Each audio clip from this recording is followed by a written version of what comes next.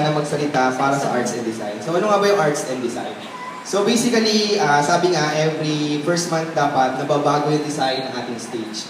So si Kuya Amber yung responsible sa pag-aayos niyan. So dahil nga meron siyang commitment, so ako muna yung magsasalita para sa kanya. So iyan yung basically yung ginagawa ng binuo naming ministry ngayon na arts and design.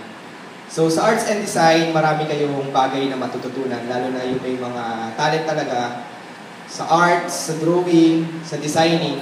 So ito na ang chance dahil nga meron kaming ibibigay ng mga libreng seminars and trainings sa mga may puso. Diba sabi ng Gilas, kailangan mo ng puso.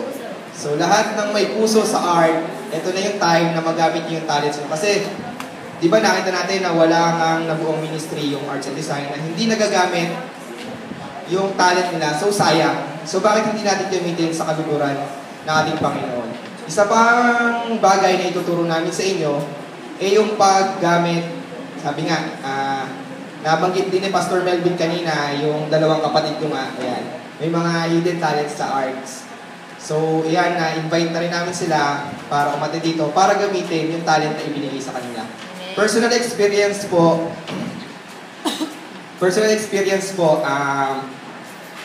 nung time na nag-duty po ako sa Bataan Doctors, night duty po ako noon. Christmas party naman po sa Kupang Elementary School. Yung dalawang kapatid ko po pa lang yan, sumideline. So ano po naging sideline nila? Kinuha po sila ng isang teacher doon para mag-face paint. So sa dami ng mga estudyanteng nagpapa-face paint sa kanila, nanghingi na ng tulong. So pagkatapos ng duty ko, takbo agad ako sa school, naka-uniform pa. Kumuha ng brush, tumulong sa kanila. Kasi po, ang laki ng kita. Sa loob ng 3 oras, kumita kami ng almost 2,000. Ayaw niyo po ba nun? Diba? So gusto namin na maging productive yung talent na ibinigay sa inyo. Sa puhunan po namin na 30 pesos per poster paint. 5 kulay lang po ata yun. So, tubong lugaw po talaga.